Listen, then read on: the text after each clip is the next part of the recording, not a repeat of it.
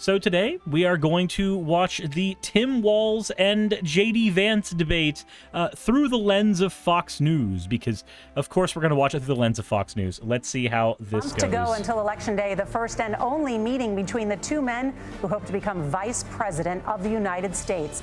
Democratic Governor Tim Walz of Minnesota and Republican Senator JD Vance of Ohio. Now, this is likely the final debate of this election cycle, and voting is already underway in 20 states. CBS News polling shows this remains a race either presidential candidate could win. The CBS News vice presidential debate starts now. Fight for every single vote, and we're going to take this country back. And we are ready to continue to build the future together. We're going to turn this whole country red with President Donald J. Trump's leadership. You know what's at the end of this little journey? Kamala Harris as the next president of the United States. You think he's going to complain about women not having babies? CBS Probably. News special, live from CBS News headquarters in New York. Man, we're going to get copyright hit for this, but you know what? Let's see it. Vice presidential debate. Good evening, I'm Nora O'Donnell, and thank you for joining us for tonight's CBS News Vice Presidential Debate. We want to welcome our viewers on CBS, on other networks here in the U.S. and around the world. We have a consequential night ahead, and our focus is the issues that matter to you, the voter. Let's introduce the candidates. Minnesota's Democratic Governor Tim Walz and Ohio's Republican Senator JD Vance tonight. Oh, we didn't get a handshake this time?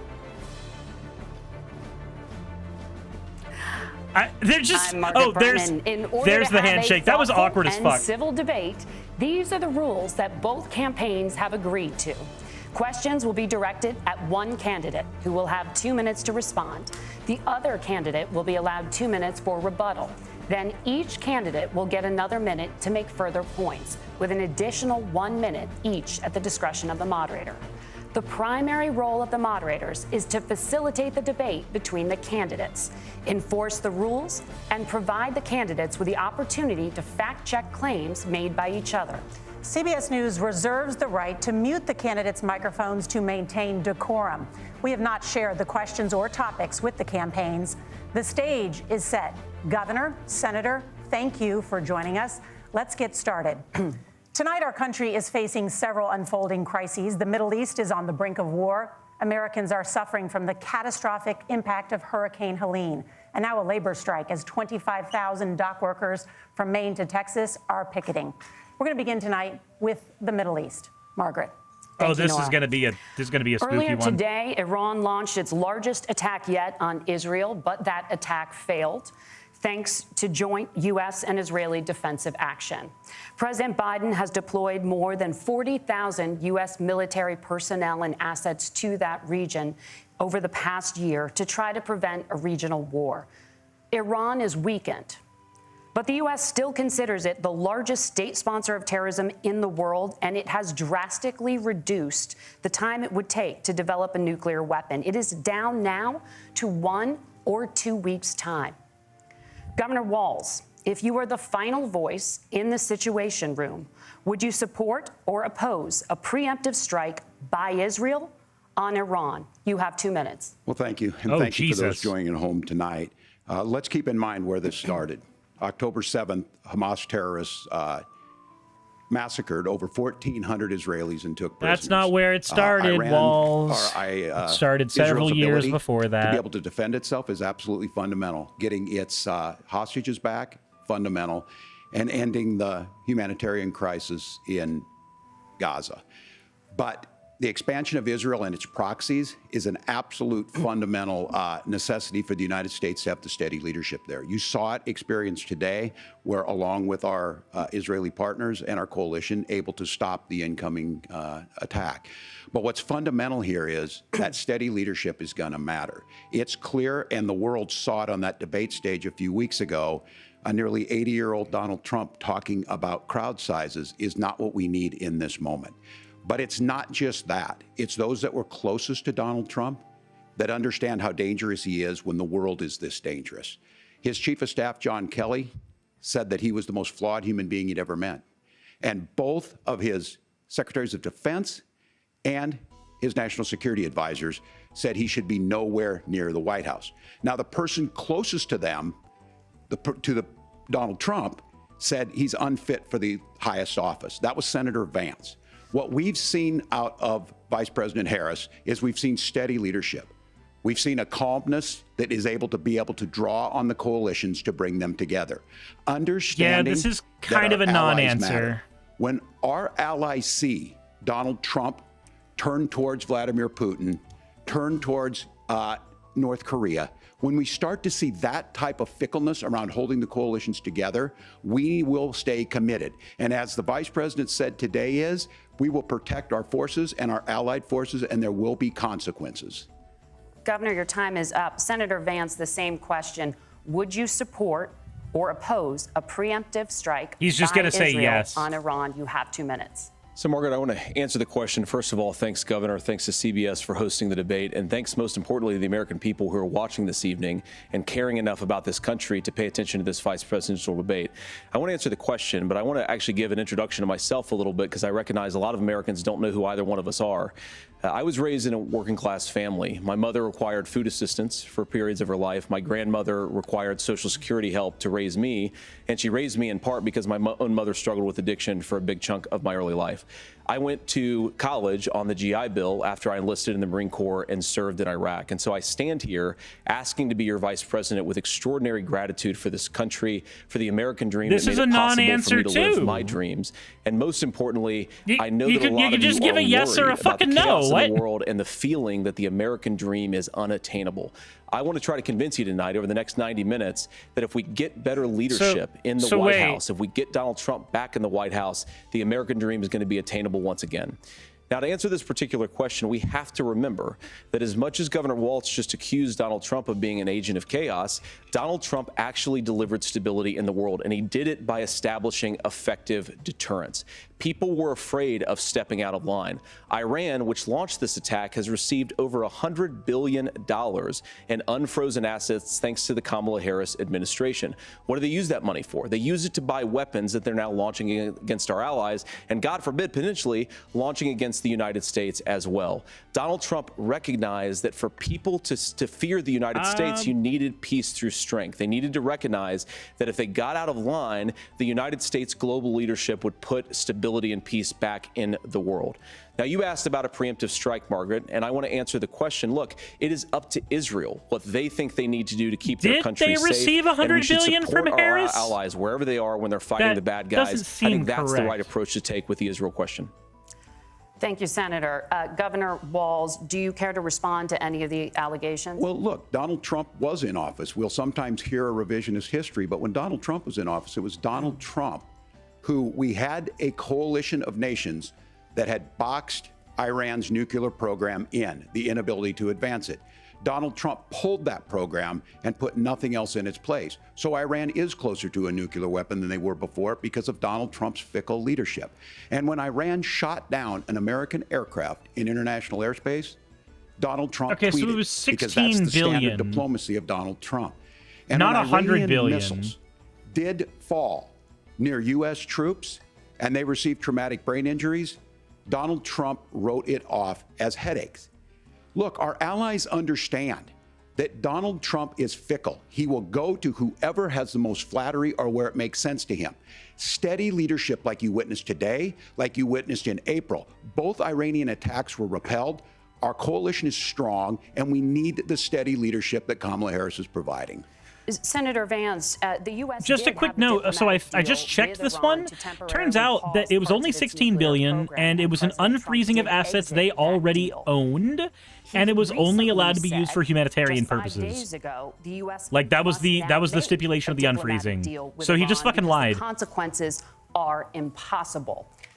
Did he make a mistake? You have 1 minute. Well, first of all, Margaret, diplomacy is not a dirty word, but I think that's something that Governor Walz just said is quite extraordinary. You yourself just said Iran is as close to a nuclear weapon today as they have ever been. And Governor Walz, you blame Donald Trump. Who has been the vice president for the last 3.5 years? And the answer is your running mate, not mine. Donald Trump consistently made the world more secure. Now, we talk about what the sequence of events you keep that led saying us to that, where but we are how? right now, and you can't ignore October the 7th, which I appreciate Governor Walz bringing up. But when did Iran and Hamas and their proxies attack Israel? It was during the administration of Kamala Harris. So Governor Walz can criticize Donald Trump's tweets, but effective, smart diplomacy and peace through strength is how you bring stability back to a very broken world. Donald Trump has already done it once before. Ask yourself at home, when was the last time, I'm 40 years old, when was the last time that an American president didn't have a major conflict break out? The only answer is during the 4 years that Donald Trump was president.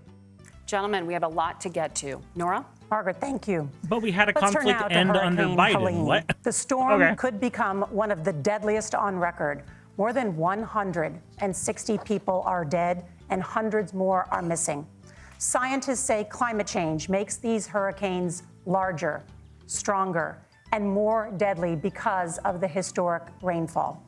Senator Vance, according to CBS News polling, 7 in 10 Americans and more than 60% of Republicans under the age of 45 favor the U.S. taking steps to try and reduce climate change.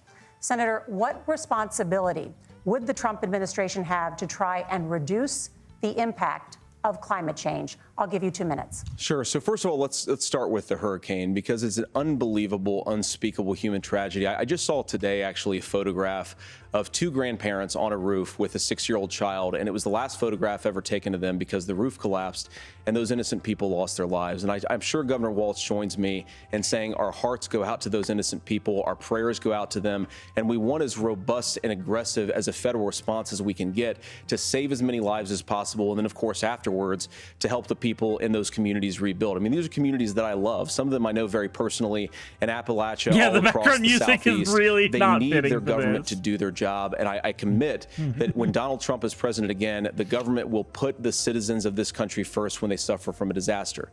Now, Nora, you asked about climate change. I think this is a very important issue. Look, a lot of people are justifiably worried about all these crazy weather patterns. I think it's important for us, first of all, to say Donald Trump and I support clean air, clean water. We want the environment to be cleaner and safer. But one of the things that I've noticed some of our Democratic friends talking a lot about is a concern about carbon emissions, this idea that carbon emissions drives all of the climate change.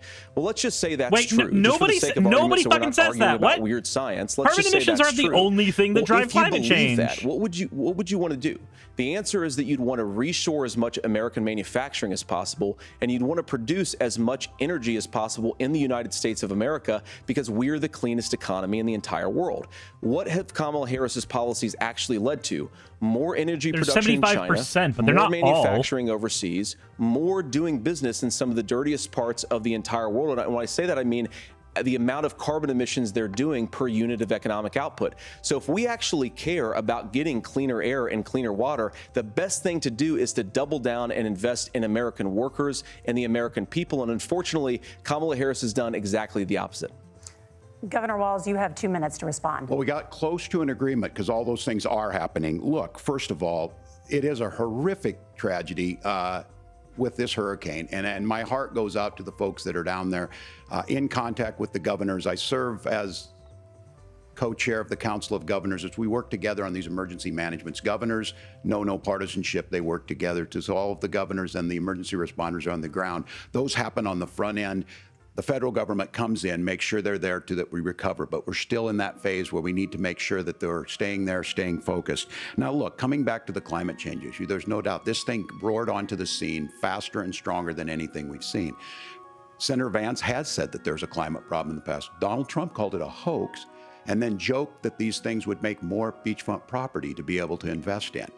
What we've seen out of the Harris administration now, the Biden-Harris administration, is we've seen this investment.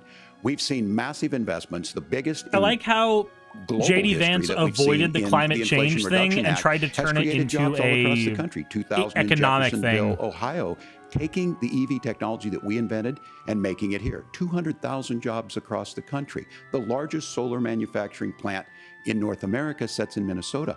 But my farmers know climate change is real. They've seen 500-year droughts, 500-year floods back to back. But what they're doing is adapting, and this has allowed them to tell me, look, I harvest corn, I harvest soybean, and I harvest wind. We are producing more natural gas and more oil at any time than we ever have. We're also producing more clean energy. So the solution for us is to continue to move forward, that climate change is real.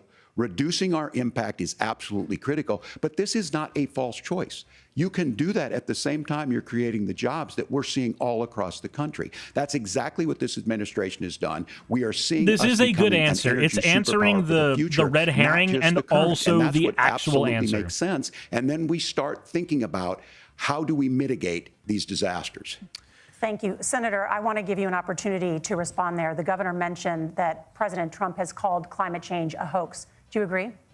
Well, look, what the president has said is that if the Democrats, in particular Kamala Harris and her leadership, if they really believe that climate change is serious, what they would be doing is more manufacturing and more energy production in the United States of America, and that's not what they're doing. So clearly, Kamala Harris herself doesn't believe her own rhetoric on this. Exactly what they're doing? Hold on, let me she check would actually agree with Donald Trump's energy policies. Now, something Governor Walz said I think is important to touch upon, because when we talk about clean energy, I think that's a slogan that often the Democrats will use here. And I'm talking, of course, about the Democratic leadership. And the real issue is that if you're spending hundreds of millions or even billions of dollars of American taxpayer money on solar panels that are made in China, number one, you're going to make the economy dirtier. We should be making more of those solar panels. The Biden administration developed the permitting action plan. A lot of them are being made overseas in China, especially the components that go into those solar panels. The administration under Biden developed the permitting action plan, which secured $1 billion from the Inflation Reduction Act to bring more green and clean energy to the United States. So Walz was right and Harris is lying. Senator, your time is up. Governor, would you like to respond? Well, look, we're producing more natural gas than we ever have. There's no moratorium on that. We're producing more oil. But the folks know, and like I said again, these are not liberal folks. These are not folks that are Green New Deal folks. These are farmers that have been drought one year, massive flooding the next year. They understand that it makes sense. Look, our number one export cannot be topsoil from erosion from these massive storms. We saw it in Minnesota this summer. And thinking about how do we respond to that, we're thinking ahead on this. And what Kamala Harris has been able to do in Minnesota, we're starting to weatherproof some of these things. The infrastructure law that was passed allows us to think about mitigation in the future. How do we make sure that we're protecting by burying our power lines? How do we make sure that we're protecting lakefronts and things that we're seeing more and more of? But to call it a hoax and to take the oil company executives to Mar-a-Lago, say, give me money for my campaign, and I'll let you do whatever you want. We can be smarter about that, and an all-above energy policy is exactly what she's doing, creating those jobs right here. Governor, your time is up. The overwhelming consensus among scientists is that the Earth's climate is warming at an unprecedented rate. Margaret? Thank you, Nora. We're going to turn now to immigration. The crisis at the U.S.-Mexico border consistently ranks as one of the top issues for American voters. Senator Vance, your campaign is pledging to carry out the largest mass deportation plan in American history and to use the U.S. military to do so. Could you be more specific about exactly how this will work? For example, would you deport parents who have entered the U.S. illegally and separate them from any of their children who were born on U.S. soil? You have 2 minutes. Oh, dear. So first of all, Margaret, before we talk about deportations, we have to stop the bleeding. We have a historic immigration crisis because Kamala Harris started and said that she wanted to undo all of Donald Trump's border policies. 94 executive orders suspending deportations, decriminalizing illegal aliens, massively increasing the asylum fraud that exists in our system. That has opened the floodgates. And what it's meant is that a lot of fentanyl is coming into our country.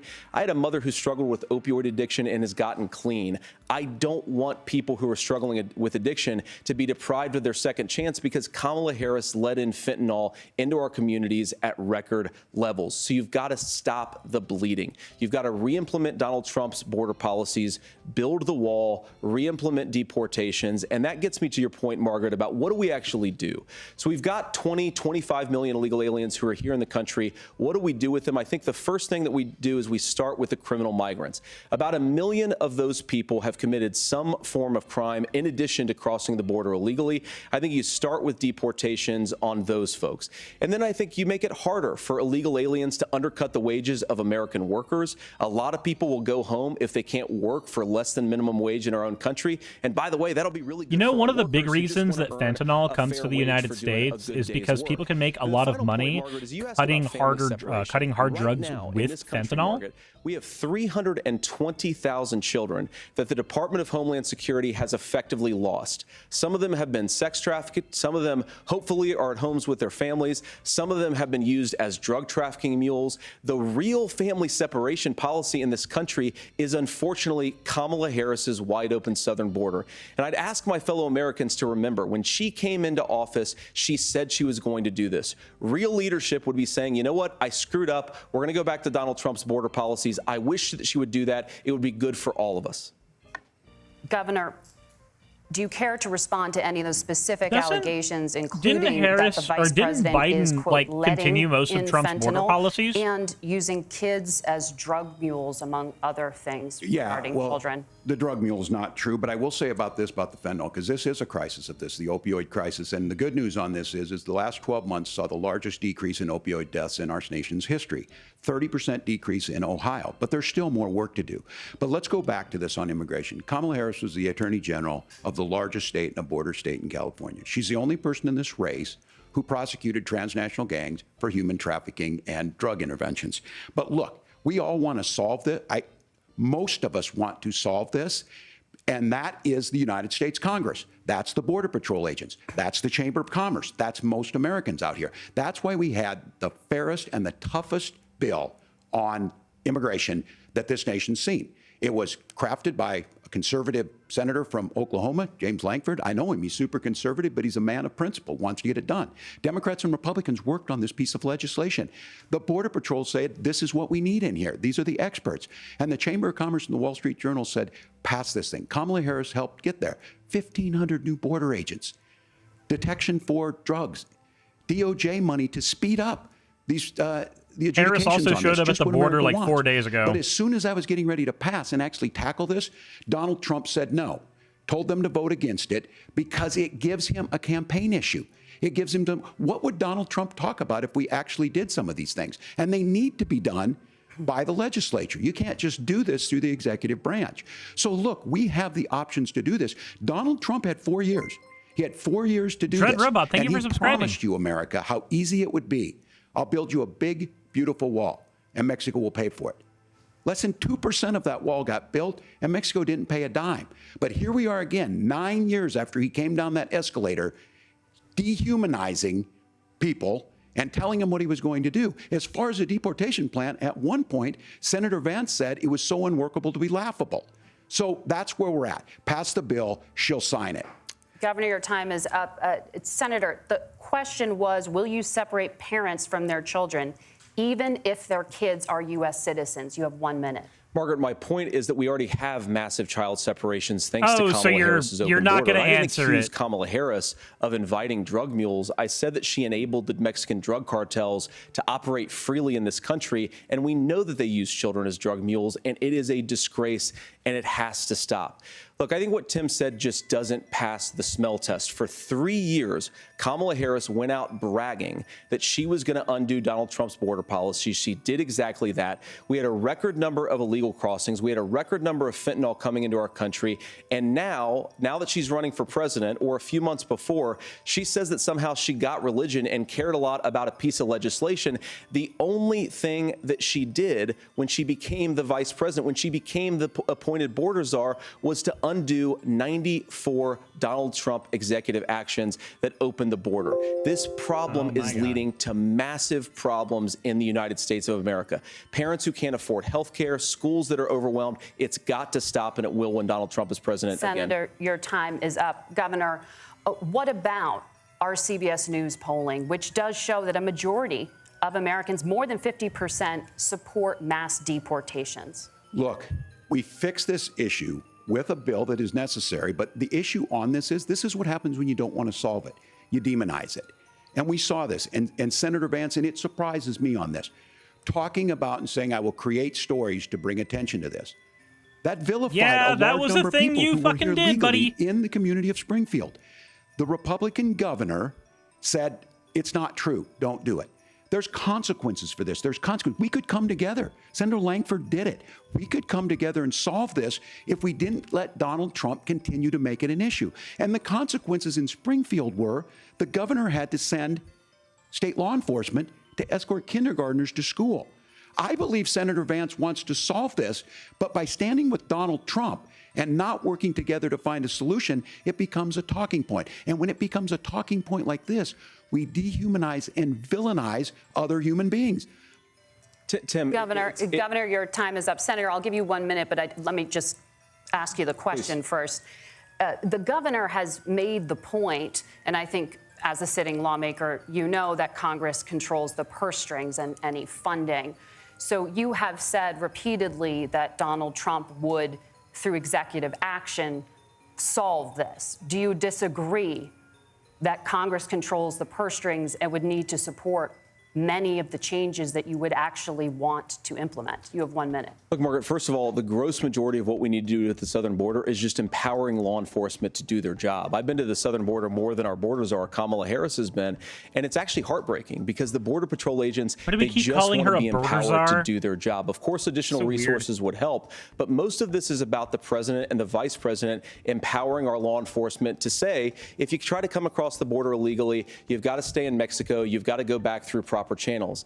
Now, Governor Walz brought up the community of Springfield, and he's very worried about the things that I've said in Springfield. Look, in Springfield, Ohio, and in communities all across this country, you've got schools that are overwhelmed. You've got hospitals that are overwhelmed. You have got housing that is totally unaffordable because we brought in millions of illegal immigrants to compete with Americans for scarce homes. The people that I'm most worried about in Springfield, Ohio, are the American you can citizens solve that by who have building had more their lives homes, right? destroyed by Kamala Harris's open border. It is a disgrace, Tim. And I actually think, I agree with you. I think you want to solve this problem, but I don't think that Kamala Harris does. Senator, your time is up. Governor, you have 1 minute to respond. Yeah, well, it is law enforcement that asked for the bill. They helped craft it. They're the ones that supported it. That's because they know we need to do this. Look, this issue of continuing to bring this up, of not dealing with it, of blaming migrants for everything. On housing, we could talk a little bit about Wall Street speculators buying up housing and making them less affordable. Yeah, he just dodged the entire thing on Springfield. This bill also gives the money necessary to adjudicate. I agree. It should not take 7 years for an asylum claim to be done. This bill gets it done in 90 days. Then you start to make a difference in this, and you start to adhere to what we know, American principles. I don't talk about my faith a lot, but Matthew 25:40 talks about, to the least amongst us you do unto me. I think that's true of most Americans. They simply want order to it. This bill does it. It's funded. It's supported by the people who do it. And it lets us keep our dignity about how we treat other people. Thank you, Governor. And just to clarify for our viewers, Springfield, Ohio does have a large number of Haitian migrants who have legal status, temporary protected status. Well, Margaret, but thank you, no, Senator. We have this much to get to. I want to talk about the people. Margaret, the rules were that you guys weren't going to fact check, and since you're fact checking me, I think it's important to say what's actually going on. So there's an application called the CBP One app, where you can go on as an illegal migrant, apply for asylum or apply for parole, and be granted legal status at the wave of a Kamala Harris open border wand. That is not a person coming in, applying for a green card and waiting for 10 years. You're supposed to cut the mic here. That's of illegal immigration, Margaret. Cut the mic like you said. The legal process. We have so much to get to, Senator. Those laws have been on the books since 1990. Thank you, gentlemen. The CBP One app has not been on the books since 1990. It's something that gentlemen, there goes the mic. Can't hear you because your mics are cut. We have so much we want to get to. Thank you for explaining the legal process. The mic has been cut. The economy is a top concern for voters. Each of your campaigns has released an economic plan, so let's talk about the specifics. Governor Walz, Vice President Harris unveiled a plan that includes billions in tax credits for manufacturing, housing, and a renewed child tax credit. The Wharton School says your proposals will increase the nation's deficit by $1.2 trillion. How would you pay for that without ballooning the deficit? Governor, I'll give you 2 minutes. Yeah, we thank do you. everything, And taxes. Kamala Harris and I do believe in the middle class because that's where we come from. We both grew up in that. We understand. So those of you out there listening tonight, you're hearing a lot of stuff back and forth, and it's good. It's healthy. That's what this is supposed to happen. You should be listening. How's this going to impact me? The bold forward plan that Kamala Harris put out there is talking about this housing issue.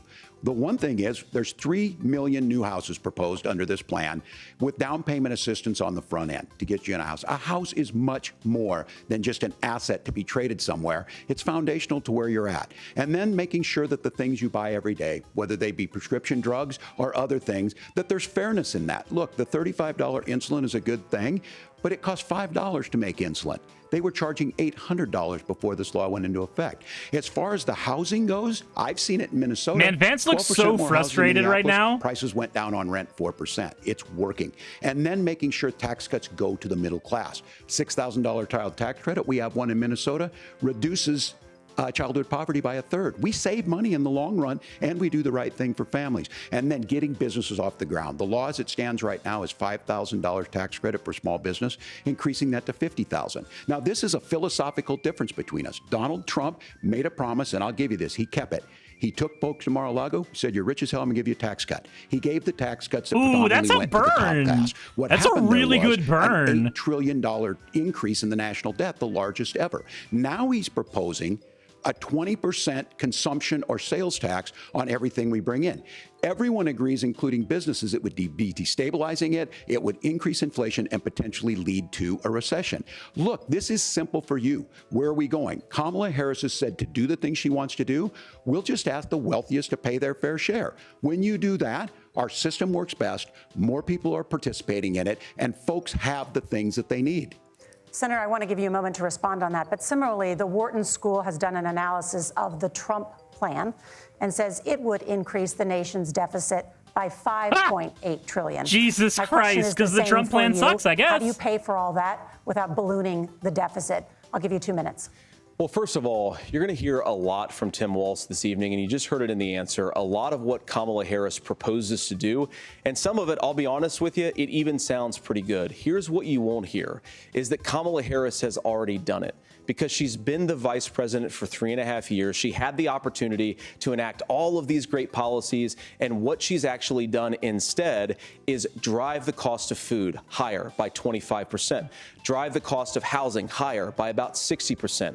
Open the American southern border and make so what policies did she push that caused that to happen? Number of Americans. If Kamala Harris has such great plans for how to address middle class problems, then she ought to do them now. Not when asking for a promotion, but in the job the American people gave her 3.5 years ago. And the fact that she isn't tells you a lot about how much you can trust her actual plans.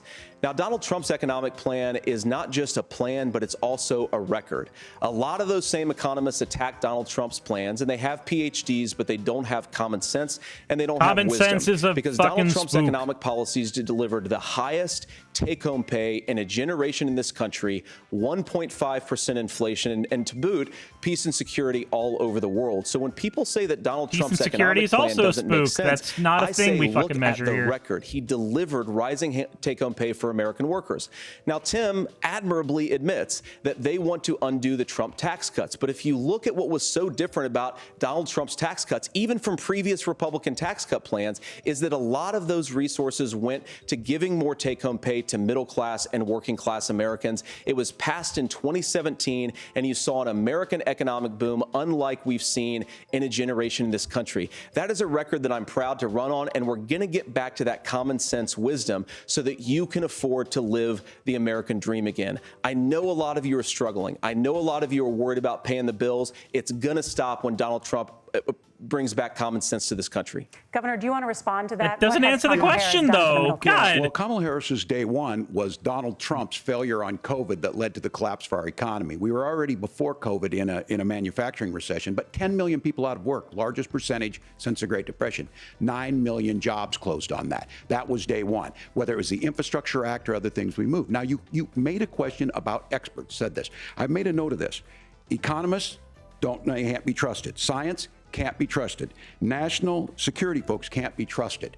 Look, if you're going to be president, You don't have all the answers. Donald Trump believes he does. My pro tip of the day is this. If you need heart surgery, listen to the people at the Mayo Clinic in Rochester, Minnesota, not Donald Trump. And the same thing goes with this. And I ask you out there, teachers, nurses, truck drivers, or whatever, how is it fair that you're paying your taxes every year and Donald Trump hasn't paid any federal tax in the last 15 years, in the last year as president? That's what's wrong with the system. There's a way around it, and he's bragged about that. We're just asking for fairness in it, and that's all you want. You have a minute. Governor, you say trust the experts. But those same experts for 40 years said that if we shipped our manufacturing base off to China, we'd get cheaper goods. They lied about that. They said if we shipped our industrial base off to other countries, to Mexico and elsewhere, it would make the middle class stronger. Also, it's not just been fucking Democrats saying to do that. If we made America less self-reliant, less productive in our own nation, that it would somehow make us better off, and they were wrong about it. And for the first time in a generation, Donald Trump had the wisdom and the courage to say to that bipartisan consensus, we're not doing it anymore. We're bringing American manufacturing back. We're unleashing American energy. We're going to make more of our own stuff. And this isn't just an economic issue. I mean, I've got 3 beautiful little kids at home, 7, 4, and 2, and I love them very much, and I hope they're in bed right now. But look, so many of the drugs, the pharmaceuticals that we put in the bodies of our children are manufactured by nations that hate us. This has to stop, and we're not going to stop it by listening to experts. Why does it matter where they're manufactured? To common sense that feels wisdom, like a spook. Which is what Donald Trump governed on. Senator, your time is up. Governor Walz, can you address that? I mean, voters say they trust Donald Trump on the economy more. Why? Well, if you're listening tonight and you want billionaires to get tax cuts, you heard what the numbers were. Look, I'm a union guy on this. I'm not a guy who wanted to ship things overseas, but I understand that, look, we produce soybeans and corn. We need to have fair trading partners. That's something that we believe in. I think the thing that most concerns me on this is Donald Trump was the guy who created the largest trade deficit in American history with China.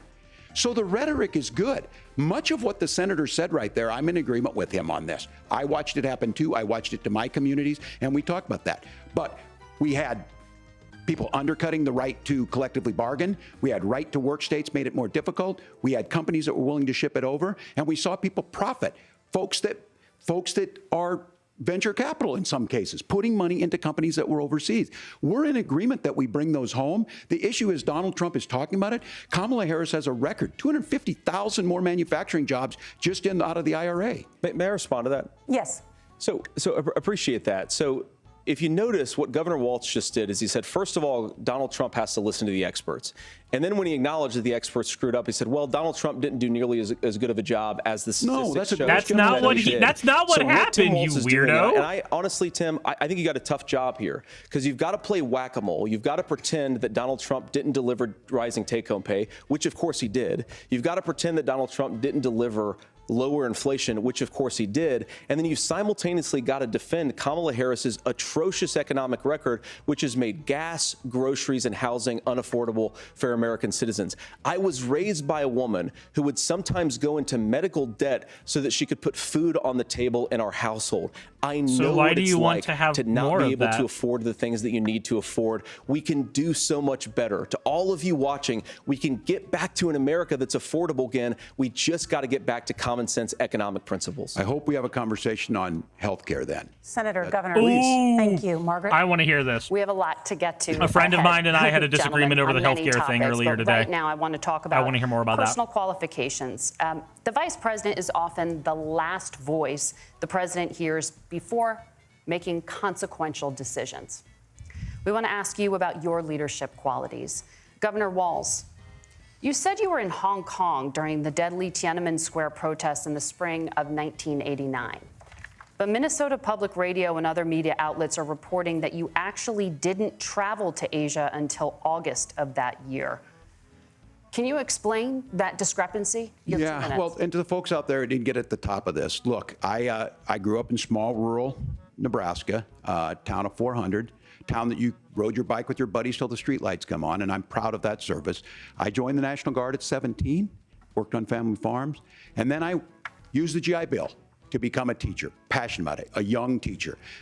My first year out, I got the opportunity in the summer of '89 to travel to China.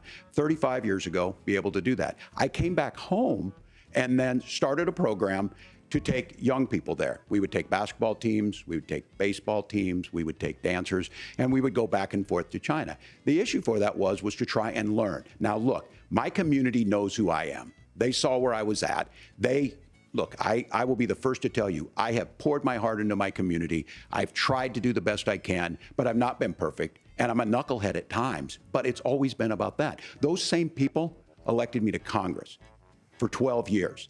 And in Congress, I was one of the most bipartisan people, working on things like farm bills that we got done, working on veterans benefits. And then the people of Minnesota were able to elect me to governor twice. So look, my commitment has been from the beginning to make sure that I'm there for the people, to make sure that I get this right. I will say more than anything, many times I will talk a lot, I will get caught up in the rhetoric, but being there, the impact it made, the difference it made in my life, I learned a lot about China. I hear the critiques of this. I would make the case that Donald Trump should have come on one of those trips with us. I guarantee you he wouldn't be praising Xi Jinping about COVID, and I guarantee you he wouldn't start a trade war that he ends up losing. So this is about trying to understand the world. It's about trying to do the best you can for your community. It was a little bit of a dodge, but it's not a bad answer, all things considered. My commitment, whether it be through teaching, which I was good at, or whether it was being a good soldier, like, or it was being a good member of Congress, but it is those are a the things dodge that I think are the values that people care about. Governor, just to follow up on that, the question was, can you explain the discrepancy? All I said on this was I got there that summer and misspoke on this. So I will just, okay. So he did answer. It was just kind of like piled into everything. Hong Kong and China during the democracy protests went in. And from that, I learned a lot of what needed to be in governance. Thank you, Governor. Senator Vance, in 2016, you called your running mate Donald Trump unfit for the nation's highest office, and you said he could be America's they're hitting Hitler. them both with one of these kind of you've been asked many times, things. and you've said you regret those comments and explained you then voted for Donald Trump in 2020. But the Washington Post reported new messages last week in which you also disparaged Trump's economic record while he was president, writing to someone in 2020, quote, Trump thoroughly failed to deliver his economic populism. You're now his running mate, and you've shifted many of your policy stances to align with his. If you become vice president, why should Americans trust that you will give Donald Trump the advice he needs to hear and not just the advice he wants to hear? You have 2 minutes. Well, first of all, Margaret, because I've always been open. And sometimes, of course, I've disagreed with the president, but I've also been extremely open about the fact that I was wrong about Donald Trump. I was wrong, first of all, because I believed some of the media stories that turned out to be dishonest fabrications of his record. But most importantly, Donald Trump delivered for the American people. Rising wages, rising take-home pay, an economy that worked for normal Americans, a secure southern border, a lot of things, frankly, that I didn't think he'd be able to deliver on. And yeah, when you screw up, when you misspeak, when you get something so they hit them wrong both and you with a change your mind, question you ought to about be times honest where with the they've American people about it. basically It's one of the reasons, been Margaret, inconsistent. why I've done so many interviews is because I think it's important to actually explain to the American people where I come down on the issues and what changed. Now, you pointed out to messages from 2020. Margaret, I've been extremely consistent that I think there were a lot of things that we could have done better in the Trump administration the first round if Congress was doing its job. I strongly believe, and I've been a United States Senator, that Congress is not just a high-class debating society. It's not just a forum for senators and congressmen to whine about problems. It's a forum to govern. So there were a lot of things on the border, on tariffs, for example, where I think that we could have done so much more if the Republican Congress and the Democrats in Congress had been a little bit better about how they govern the country. They were so obsessed with impeaching Donald Trump, they couldn't actually govern. And I want to talk about this tariff issue in particular, Margaret, because Tim just accused this of being a national sales tax. Look, the one thing, and you're probably surprised to hear me praising Joe Biden, but the one thing that Joe Biden did is he continued some of the Trump tariffs that protected American manufacturing jobs. And it's the one issue, the most pro-worker part of the Biden administration, it's the one issue where Kamala Harris has run away from Joe Biden's record. Think about this. If you're trying to employ slave laborers in China at $3 a day, you're going to do that and undercut the wages of American workers unless our country stands up for itself and says you're not accessing our markets unless you're paying middle-class Americans a fair wage. Senator, your time is up. Nora? Thank you. Now to the issue of reproductive rights. Governor Walz, after Roe versus Wade was overturned, you signed I don't think he's actually going to bring those jobs back to the United Minnesota States, one of the all things least considered. restrictive states in the nation when it comes to abortion. Former President Trump said in the last debate that you believe abortion, quote, in the 9th month is absolutely fine. Yes or no? Is that what you support? I'll give you 2 minutes. That's not what the bill says, but look, this issue is what's on everyone's mind. Donald Trump put this all into motion. He brags about how great it was that he put the judges in and overturned Roe versus Wade, 52 years of personal autonomy. And then he tells us, oh, we send it to the states. It's a beautiful thing. Amanda Zaworski would disagree with you on it's a beautiful thing. A young bride in Texas waiting for their child at 18 weeks. She has a complication, a tear in the membrane. She needs to go in. The medical care at that point needs to be decided by the doctor. And that would have been an abortion. But in Texas, that would have put them in legal jeopardy. She went home, got sepsis, nearly dies, and now she may have difficulty having children. Jesus fucking Christ. In Kentucky. At least he came with the facts. A 12-year-old child raped and impregnated by her stepfather. Those are horrific. How much you want to bet when God Vance is going to dodge it? Senator Vance said 2 wrongs don't make a right. There is no right in this. So in Minnesota, what we did was restore Roe versus Wade. We made sure that we put women in charge of their health care. But look, this is not where, if you don't know Amanda or a Hadley, you soon will. Their Project 2025 is going to have a registry of pregnancies. It's going to make it more difficult, if not impossible, to get contraception and limit access, if not eliminate access to infertility treatments. For so many of you out there listening, me included, infertility treatments are why I have a child. That's nobody else's business, but those things are being proposed. And the catch-all on this is, well, the states will decide what's right for Texas might not be right for Washington.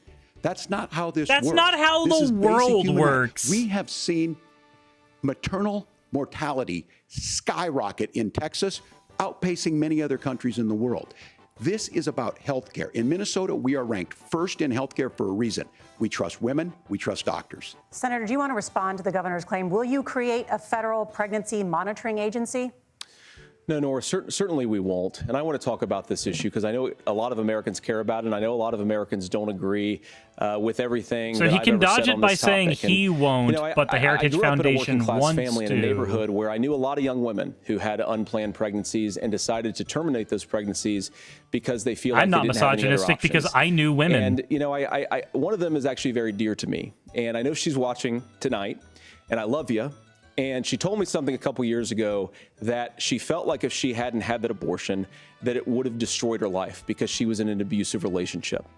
And I think that what I take from that as a Republican who proudly wants to protect innocent life in this country, who proudly wants to protect the vulnerable, is that my party, we've got to do so much better of a job at earning the American people's trust back on this issue where they frankly just don't trust us. And I think that's one of the things that Donald Trump and I But the reason they don't trust you is you want people who are rape victims to be pro-family carry to in term. the fullest sense of the word. Are you going to stop fertility that? treatments. I want us to make it easier for moms to afford to have babies. I want it to make it easier for young families to afford a home so they can afford a place to raise that family. And I think there's so much that we can do on the public policy front just to give women more options. Now, of course, Donald Trump has been very clear. They have more options. One of them is abortion. You literally took that option away. We have a big country, and it's diverse. And California has a different viewpoint on this than Georgia. Georgia has a different viewpoint. I don't care that it has a different viewpoint. That's not a good point. The proper way to handle this, as messy as democracy sometimes is to let voters make these decisions, let the individual states make their abortion policy, and I think that's so what when makes they make the an most immoral sense one, in do a you very just big, accept a very it? diverse, and let's this be honest, is how we got fucking very, very the Civil War, my guy. Country.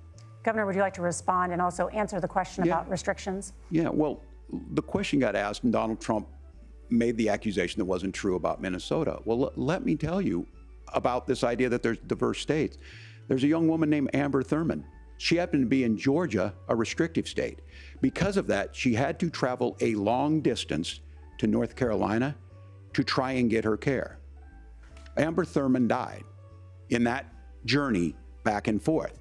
The fact of the matter is, how can we as a nation say that your life and your rights as basic as the right to control your own body is determined on geography.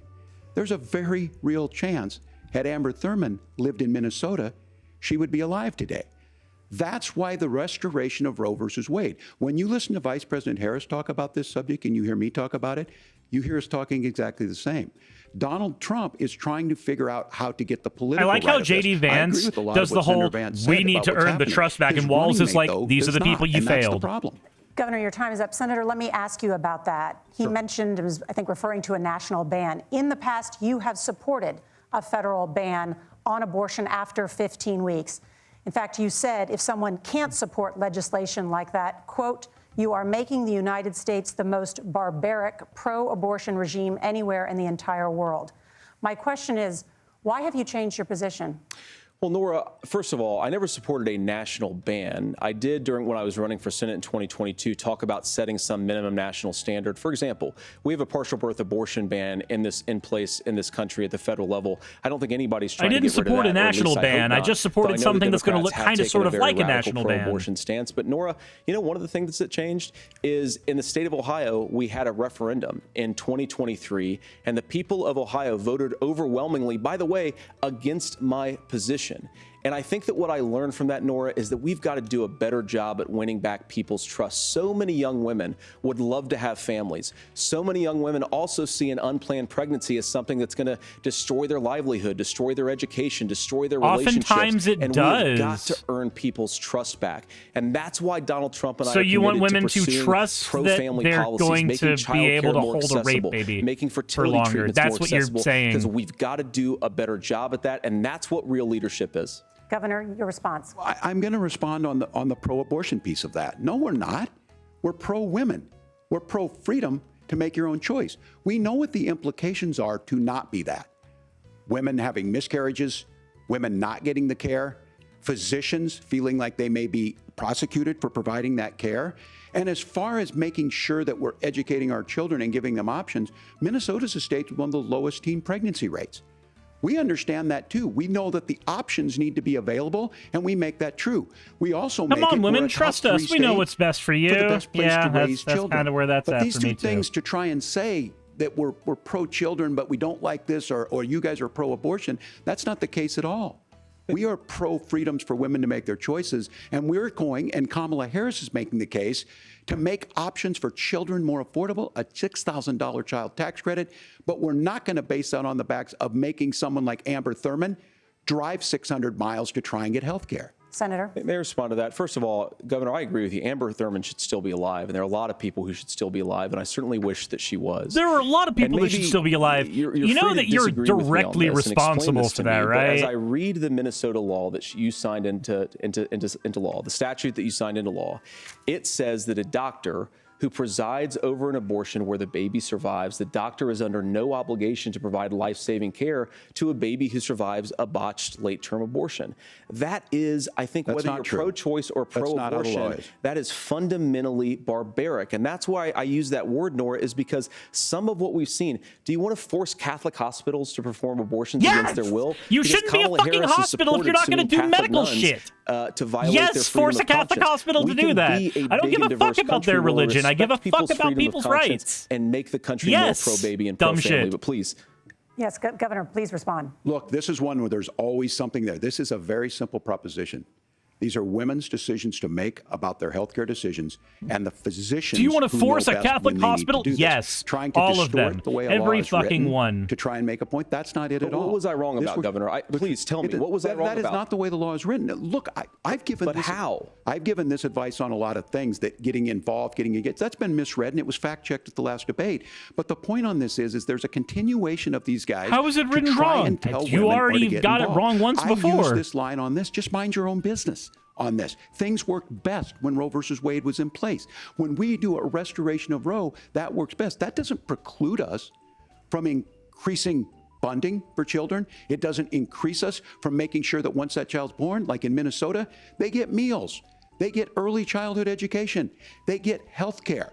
So the hiding behind we're going to do all these other things when you're not proposing them in your budget. Kamala Harris is proposing them. She's proposing all those things to make life easier for families. I asked a specific question, Governor. You gave me a slogan as a response. It's not the case. It's not true. That's not what the law says. So they fact-checked it with President Trump.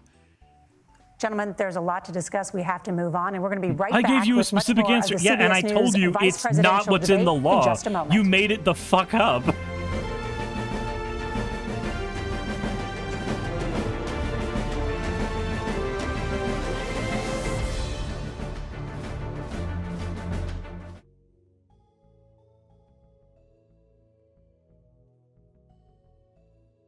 Jesus Christ. The debate will continue. It's depressing. But I guess if it... Oh, God, no. I guess if it has to continue. That was part one. Man, I'm dead. That was part one. My sources, I made it the fuck up, Jack. Yeah, that's, All right, we're going to pause. And we're going to get back to it once it gets back. Hey, we are back to the debate. Let's see what madness ensues.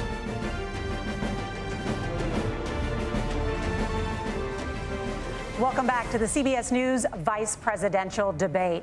We want to turn now to America's gun violence epidemic. The leading cause of death for children and teens in America is by firearms. Senator Vance, you oppose most gun legislation that Democrats claim would curb gun violence. You oppose red flag gun laws and legislation to ban certain semi-automatic rifles, including AR-15s. So let me ask you, earlier this year, for the first time, the parents of a school shooter were convicted of involuntary manslaughter and sentenced to 10 years in prison. Good. Do you think holding parents responsible could curb mass shootings? I'll give you 2 minutes.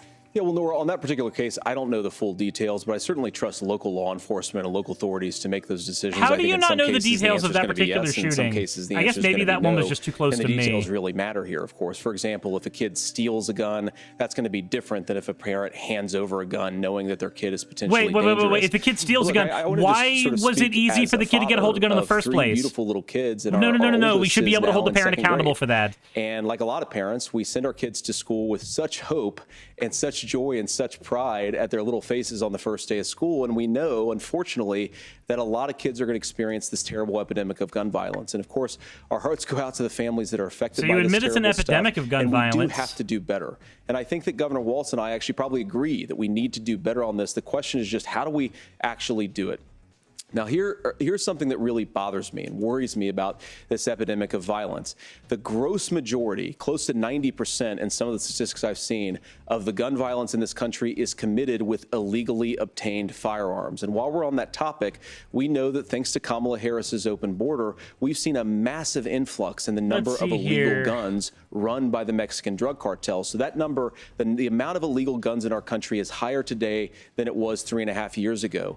But what do we do about the schools? What do we do to protect our kids? And I think the answer is, wait, he's fucking wrong. Not loving the answer. 100 of the mass shootings in the United States this year. In a school that feels unsafe or where there are visible signs of security. But I unfortunately think that we have to increase security in our schools. Yeah, we have to make the doors lock better. We have to make the doors 90% of them are done by guns that are obtained legally. And of course, we've got to increase school resource officers, because the idea that we can magically wave a wand and take guns out of the hands of bad guys, it just doesn't fit with recent experience. So we've got to make our schools safer. And I think we've got to have some common sense bipartisan solutions for how to do that.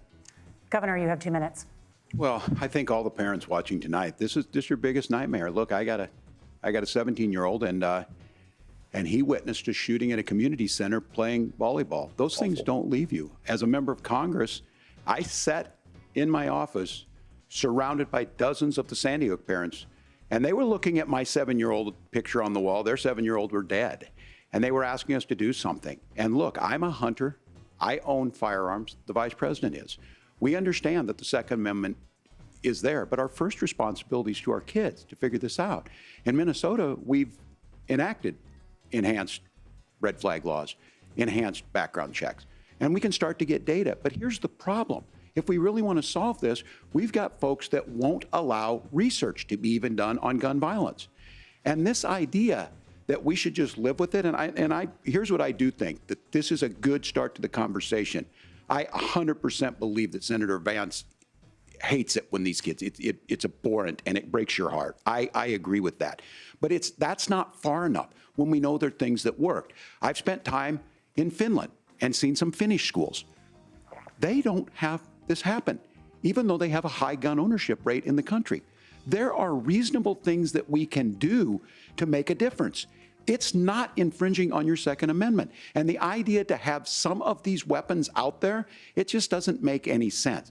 Kamala Harris, as an attorney general, worked on this issue. She knows that it's there. No one's trying to scaremonger and say we're taking your guns, but I ask all of you out there, do you want your schools hardened to look like a fort? Is that what we have to go? When we know there's countries around the world that their children aren't practicing these types of drills. This doesn't have to happen in a bunch of other countries. Why does it have to happen here? To get a fix. These are things that shouldn't be that difficult. You can still keep your firearms, and we can make a difference. We have to. If you're listening tonight, this breaks your heart. Senator. Tim, first of all, I didn't know that your 17-year-old witnessed a shooting. I'm sorry about that, and I hope that he's doing okay. Christ have mercy. It is awful. And I appreciate what Tim said, actually, about Finland, because I do think it illustrates some of the frankly, weird differences between our own country's gun violence problem and Finland is, okay, first of all, we have way higher rates of mental health abuse or mental health substance abuse. We have way higher rates of depression. Mental health does not have anything to do with fucking gun violence. It accounts for 5% of gun violence, you fucking idiots. To the root causes of, because I don't think it's the whole reason why we have such a bad gun violence problem, but I do think it's a big piece of it. Another driver of the gun violence epidemic, especially that affecting our kids, it doesn't earn as many headlines, but is the terrible gun violence problem in a lot of our big cities. And this is why we have to empower law enforcement to arrest the bad guys, put them away, and take gun offenders off the streets. I think there's a whole host of things that we can do here, but I do think at our schools we've got to talk about more security. Senator, thank you. Governor, you previously opposed an assault weapons ban, but only later in your political career did you change your position. Why? Yeah, I sat in that office with those Sandy Hook parents. I've become friends with school shooters. I've seen it. Look, the NRA, I was an NRA guy for a long time. They used to teach gun safety. I'm of an age where my shotgun was in my car so I could pheasant hunt after football practice. That's not where we live today. And several things I want to mention on this is talking about cities and where it's at. The number one where the most firearm deaths happen in Minnesota are rural suicides. And we have an epidemic of children getting guns. You know why we have so many themselves. suicides? And because so America fucking sucks for its people. And we people. should look at all of the issues. Making sure folks have health care and all that, but I want to be very careful. This idea of stigmatizing mental health, just because you have a mental health issue doesn't mean you're violent. And I think what we end up doing is we start looking for a scapegoat. Sometimes it just is the guns. It's just the guns, and there are things that you can do about it. But I do think that this is one, and I think this is a healthy conversation. I think there's a capacity to find solutions on this that work, protect Second Amendment, protect our children. That's our priority. Gentlemen, thank you. Margaret? Thank you, Nora.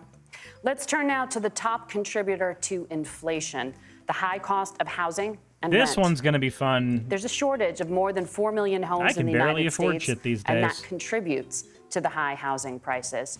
Governor Walz, the Harris campaign promises a $25,000 down payment assistance for first-time home buyers and a $10,000 tax credit.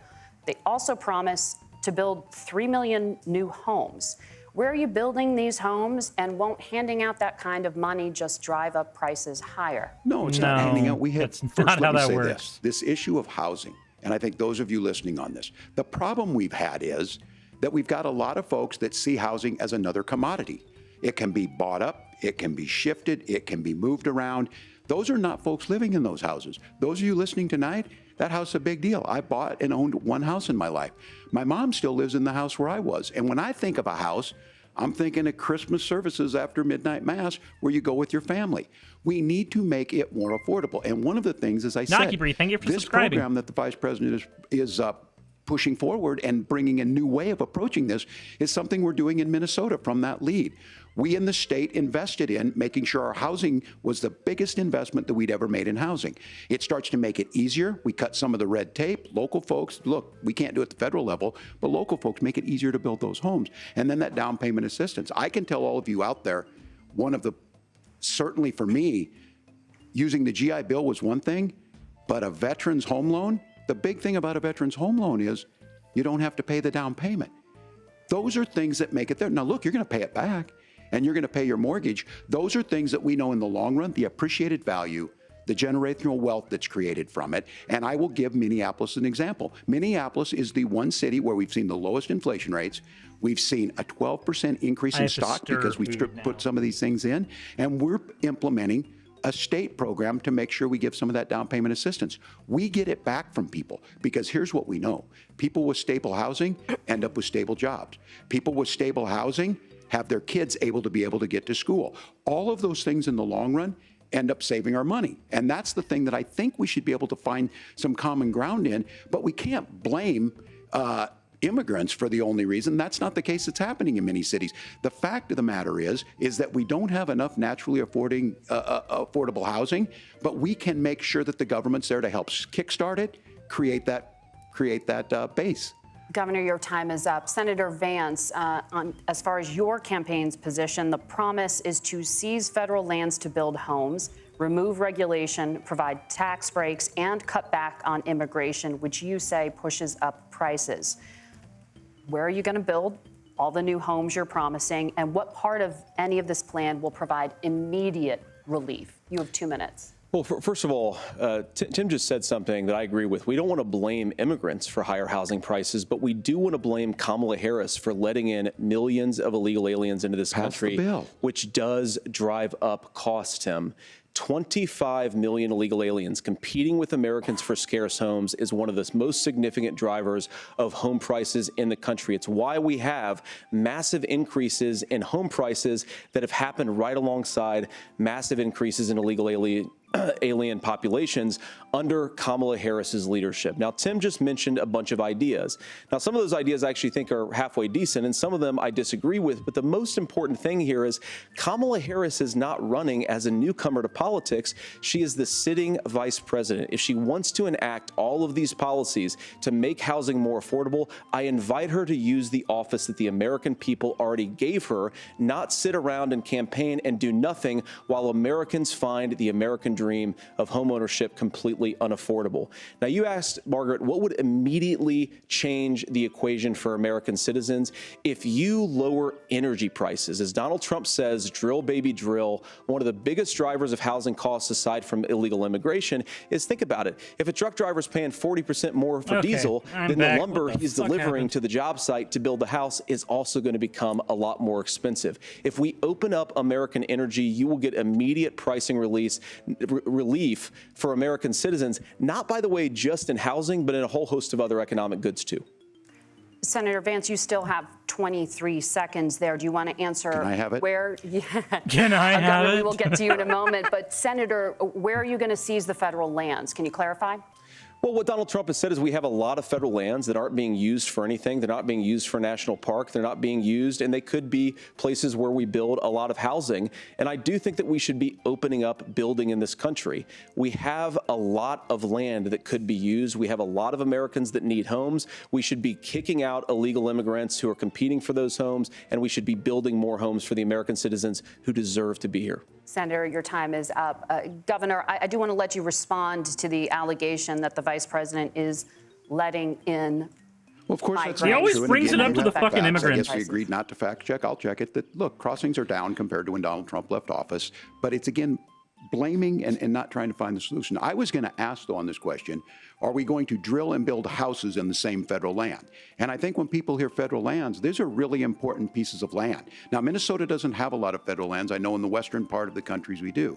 There's not a lot of federal lands in and around Minneapolis, for example. So the issue is I don't understand the federal lands issue unless we see this, and I worry about this as someone who cares deeply about our national parks and our federal lands. Look, Minnesota, we protect these things. We've got about 20% of the world's Wait, did they give up on fact-checking in the interim? They're there for a reason. They belong to all of us. But again, this is when you view housing and you view these things as commodities. Like, there's a chance to make money here. Let's take this federal land and let's sell it to people for that. I think there's better ways to do this. We've seen it in Minnesota. We're able to refurbish some of these houses. We're able to make some investments. That gets people in. And I'm still on the fact on this.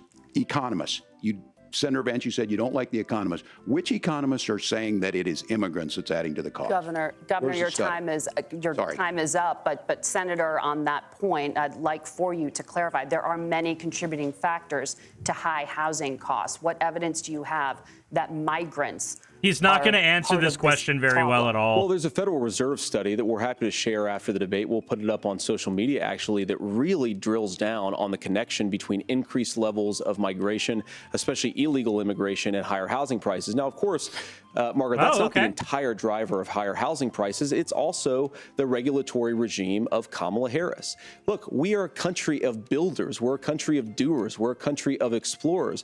But we increasingly have a federal administration that makes it harder to develop our resources, makes it harder to build things, and wants to throw people in jail for not doing everything exactly as Kamala Harris says they have to do. And what that means is that you have a lot of people who would love to build homes who aren't able to build homes. I actually agree with Tim Wait, are you Walz. talking about deregulating house building? Commodity, but the thing is that what he's talking about? Housing into a commodity is giving it away to millions upon millions of people who have no legal right to be here. Let's bring back asbestos, everybody. What are the federal regulations? I deal with this as a governor. You can very quickly reply. I'm sorry. I get this as a governor, and I don't necessarily disagree with that in some cases, many of those are local, many of them are state. I don't know which ones are federal, but I think whenever we talk regulations, people think they can get rid of them. I think you want to be able to get out of your house in a fire. I think you want to make sure that it's fireproof and those types of things. So which are the regulations? Because the vice president's not responsible for those. Congress writes those. Governor, thank you. Gentlemen, we have a lot to get to. You're passionate about the housing crisis, I can tell. But Nora? Thank you. One of the top problems facing Americans is the high cost of health care. Senator Vance, at the last presidential debate, former President Trump was asked about replacing the Affordable Care Act. In response, he said, I have concepts of a plan. I have Since then, concepts Senator, you've talked of a about plan. changing how chronically ill Americans get health insurance. Can you explain how that would work?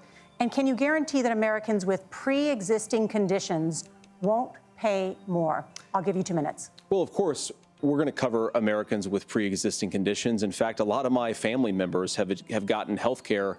I believe, members of my family actually got private health insurance, at least for the first time, switched off of Medicaid onto private insurance for the first time under Donald Trump's leadership. And I think that, a lot of people have criticized this concept of a plan remark. Look, it's very simple came common from sense. I think it's Tim Obama's Walz knows from 12 years administration. in Congress. You're not going to propose a 900-page bill standing on a debate stage. It would bore everybody to tears, and it wouldn't actually mean anything because part of this is the give and take of bipartisan negotiation. Now, when Donald Trump was actually president, and again, he has a record to be proud of, prescription drugs fell in 2018 for the first time in a very long time. Under Kamala Harris's leadership, prescription drugs are up about 7%.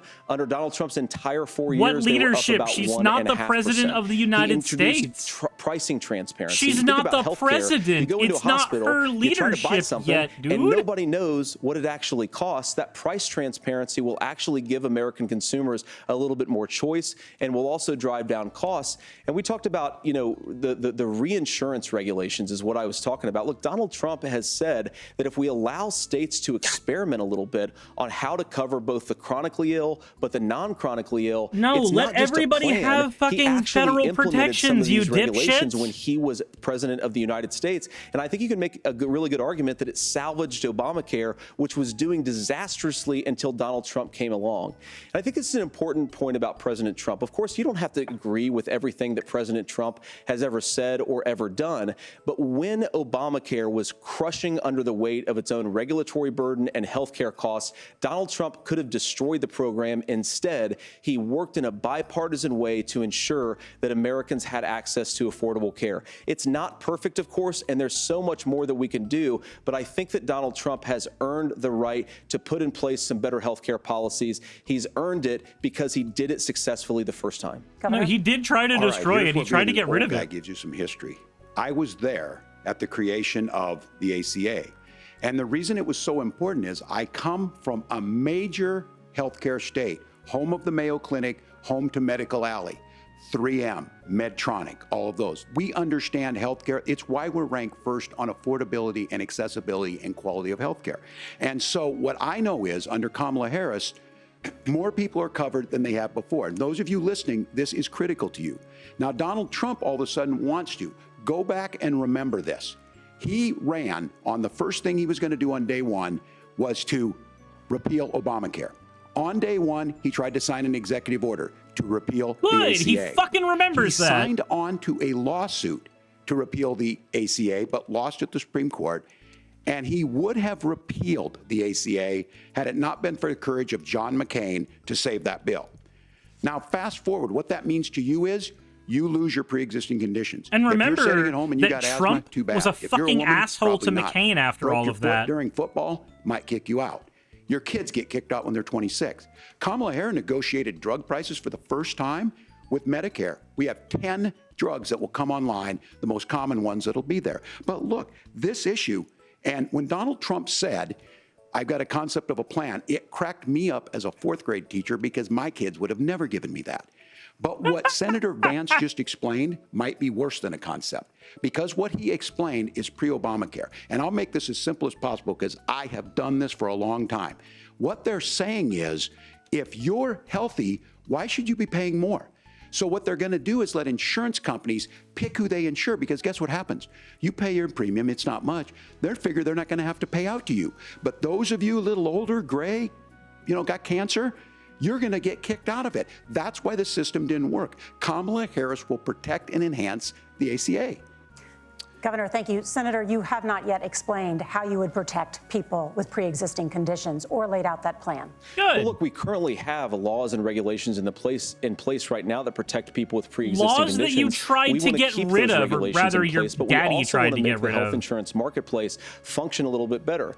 Now, what Governor Walz just said is actually not true. A lot of what happened, and the reason that Obamacare was crushing under its own weight, is that a lot of young and healthy people were leaving the exchanges. Donald Trump actually helped address that problem, and he did so in a way that preserved people's access to coverage who had pre-existing conditions. But again, something that these guys what did he do? is they what was make the a lot of the claims method about if Donald Trump becomes president, all of these terrible consequences are going to ensue. But in reality, Donald Trump was president. Inflation was low. Take-home pay was higher, and he saved in reality, the very Donald Trump was program president from a and he Democratic smoke bombed his administration own that was fucking people. collapsing and would have collapsed absent his leadership. He did his job, which is govern in a bipartisan way and get results. He didn't govern in a bipartisan way. But actually solve them. Governor, did enrollment under the Affordable Care Act go up under the Trump administration? It's higher now that we've seen it go up. Look, people are using it. The system works. And the question about this of young people or whatever, that's the individual mandate piece of this.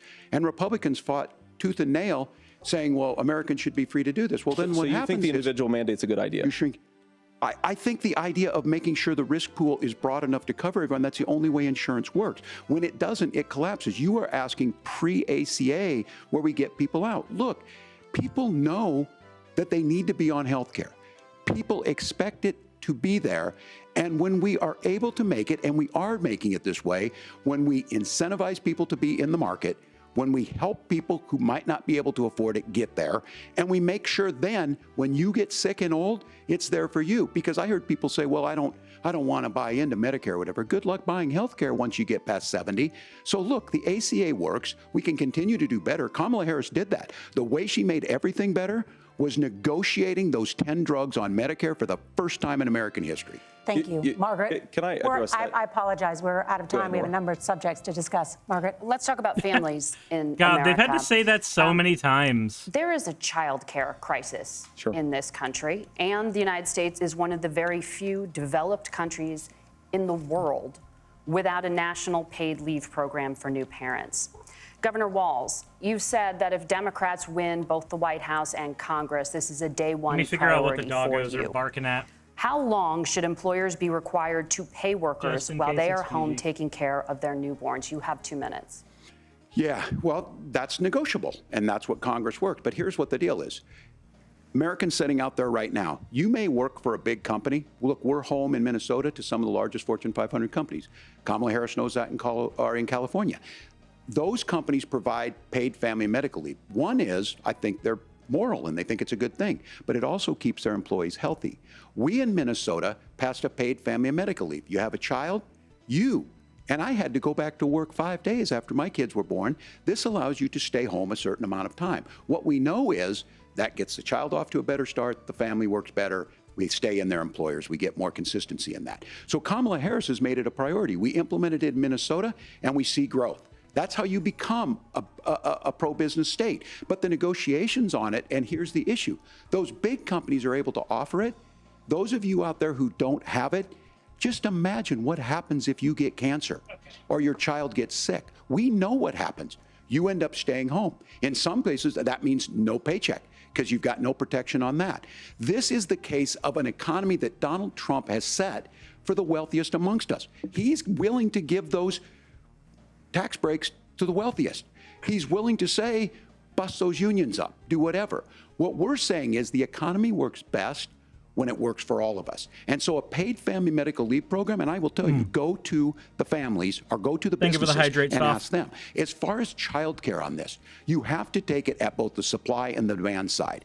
You can't expect the most important people in our lives to take either our children or our parents to get paid the least amount of money.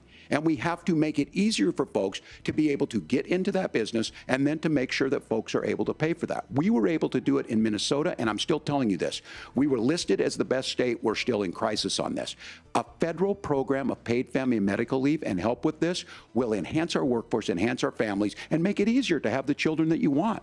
Governor, your time is up. Senator, do you support a national paid leave program? And if so, for how long should employers be mandated to pay their employees while they are home taking care of their newborn? You have 2 minutes. Yeah, well, first of all, Margaret, a number of my Republican colleagues and some Democrats, too, have worked on this issue. And I think there is a bipartisan solution here because a lot of us care about this issue. I mean, look, I speak from this very personally because I'm married to a beautiful woman who is an incredible mother to our 3 beautiful kids, but is also a very, very brilliant corporate litigator. And I'm so proud of her. But being a working mom, even for somebody with all of the advantages of my wife, is extraordinarily difficult. And it's not just difficult from a policy perspective. So are you going to answer the question? She had access to paid family leave because she worked for a bigger company. But the cultural pressure on young families and especially young women, I think makes it really hard for people to choose the family model they want. A lot of young women would like to go back to work immediately. Some would like to spend a little time home with the kids. Some would like to spend longer at home with the kids. We should have a family care model that makes choice possible. And I think this is a very important substantive difference between Donald Trump and Kamala Harris's approach. I mean, look, if you look at the federal programs that we have that support paid family leave right now, the Community Development Block Grant, and there's another block grant program that spends a lot of money from the federal government. These programs only go to one kind of child care model. Let's say you'd like your church maybe to help you out with child care. Maybe you live in a rural area or an urban area and you'd like to get together Are you going to use churches exist as a dodge for this? In the way that makes the most sense. You don't get access to any of these federal monies. We want to promote choice in how we deliver family care and how we promote child care because, look, it is unacceptable. And, you know, of course, Tim and I have been on the campaign trail a lot the past 7 or 8 weeks. And one of the biggest complaints I hear from young families is people who feel like they don't have options, like they're choosing between going to work or taking care for their kids. That is an incredible burden to put on American families. We're the only country that does it. I think we could do a heck of a lot better. Senator, thank you. You have also Leonidas said, the Red, Senator thank you very much for the follow. Many things about also, the American he didn't family. answer the fucking question. The Federal Reserve says parents will spend nearly as much didn't answer on the question at all as they do on housing each month. So I want to get your thoughts on this. President Trump recently said, as much as childcare is talked about as being expensive, it's relatively speaking not very expensive compared to the kinds of numbers we'll be taking in. Is President Trump committed to the $5,000 per child tax credit that you have described? You have 1 minute. Well, what President Trump said, Margaret, I just want to defend my running mate here a little bit, is that we're going to be taking in a lot of money by penalizing companies for shipping jobs overseas and penalizing countries who employ slave laborers and then ship their products back into our country and undercut the wages of American workers. It's the heart of the Donald Trump economic plan. Cut taxes for American workers and American families. Cut taxes for businesses that are hiring and building companies in the United States of America, right? But penalize companies and countries that are shipping jobs overseas. That's the heart of the economic proposal. And I think what President Trump is saying is that when we bring in this additional revenue with higher economic growth, we're going to be able to provide I want to agree with what he's saying, child care options that are viable and workable for a lot of American families. Yeah, Mars should definitely get penalized under that model. Can you clarify how that will solve the child care shortage? Yeah, I wanted to. Wait, what does that have to do with child care shortage? A lot of the child care shortage is we just don't have enough resources going into the multiple people who could be providing family care options. And we're going to have to, unfortunately, we're going to have to spend more money. We're going to have to induce more people to want to provide child care options for American families, because the reason it's so expensive right now is because you've got way too few people providing this very essential service. Thank you, Senator. Governor Walz, Mondo, thank you for the raid. Your ticket also has some child care tax credit proposals. Do you think Congress will agree to the $6,000 credit for newborns and $3,000 credit for children over the age of 6, as your campaign has promised? Is that realistic? Well, if these members of Congress are listening to anybody, I can tell you, and this is the biggest issue. Everybody listening tonight knows. I mean, I'm sure they were shocked to hear it's not that expensive. And let's be clear, whether it's $5,000 or $6,000, that pays you about 3 or 4 months. Let's be clear of where we're at on this. It's because we got out of an imbalance on this. We thought we were going to get by not paying people. I don't think Senator Vance and I are that far apart. I'm not opposed to what he's talking about on options. We've done scholarships types of things. I think we need to be open to making the case. But the issue here is, the question you asked is, you're not going to pay for it with these tariffs. That's just adding another $4,000 on the family and taking less. So not only do they not get the money to pay for that, they're $4,000 in the hole. That's Wharton School. That's his alma mater. And so I think the issue here is, those members of Congress, I can't believe they're not. When I go to businesses, sure, they'll talk about taxes sometime, but they will lead with childcare and they will lead with housing, because we know the problem is, especially in a state like Minnesota, we need more workers because our economy's growing, but we need the workforce. Governor, thank you. We need to move on. Nora? Let's talk about the state of democracy, the top issue for Americans after the economy and inflation. After the 2020 election, President Trump's campaign and others filed 62 lawsuits contesting the results. Judges, including those appointed by President Trump and other Republican presidents, looked at the evidence and said there was no widespread fraud. The governors of every state in the nation, Republicans and Democrats, certified the 2020 election results and sent a legal slate of electors to Congress for January 6th.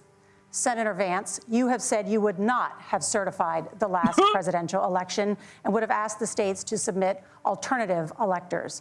That has been called unconstitutional and illegal. What the fuck is an alternative elector? This year's election results, even if every governor certifies the results? I'll give you 2 minutes. Well, Nora, first of all, I think that we're focused on the future. We need to figure out how to solve the inflation crisis caused by Kamala Harris's policies. What the fuck does the inflation crisis have to do with this? This? Affordable, and that's what we're focused on. But I want to answer your question because you did ask it. Then answer it. What President Trump has said is that there were problems in 2020, and my own belief is that we should fight about those issues, debate those issues peacefully in the public square, and that's all I've said, and that's all that Donald Trump has said. Remember, he said that on January the 6th, the protesters ought to protest peacefully. And on January the 20th, what happened? Joe Biden became the president. Donald Trump left the White House, and now, of course, unfortunately, we have all of the negative policies that have come from the Harris-Biden administration. I believe that we actually do have a threat to democracy in this country, but unfortunately, it's not the threat to democracy that Kamala Harris and Tim Walz want to talk about. Is it going to be? It is the threat of censorship. It's Americans casting aside lifelong friendships because of disagreements over politics. It's big technology companies silencing their fellow citizens. And it's Kamala Harris saying that rather than debate and persuade her fellow Americans, she'd like to censor people who engage in misinformation. I think that is a much bigger threat to democracy than anything that we've seen in this country. That's a bigger threat to democracy than the actual fucking coup. Now, I'm really proud, especially given that I was raised by 2 lifelong blue-collar Democrats, to have the the endorsement of Bobby Kennedy Jr. and Tulsi Gabbard, lifelong leaders in the Democratic coalition. And of course, they don't agree with me and Donald Trump on every issue. We don't have to agree on every issue, but we're united behind a basic American First Amendment principle that we ought to debate our differences. We ought to argue about them. We ought to try to persuade our fellow Americans. Kamala Harris is engaged in censorship at an industrial scale. She did it during COVID. She's done it over a number of other issues. And that, to me, is a much bigger threat to democracy than what Donald Trump said when he said that protesters should peacefully protest on January the 6th. You're ignoring so much debate. information. I think there was a lot of commonality here, and I'm sympathetic to misspeaking on things, and I think I might have with the senator. Me too, man. There's one though that this one is troubling to me, and I say that because I think we need to tell the story.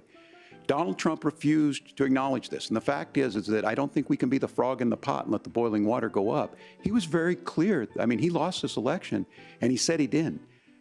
140 police officers were beaten at the Capitol that day, some with the American flag. Several later died. And it wasn't just in there. In Minnesota, a group gathered on the state capitol grounds in St. Paul and said, we're marching to the governor's residence and there may be casualties.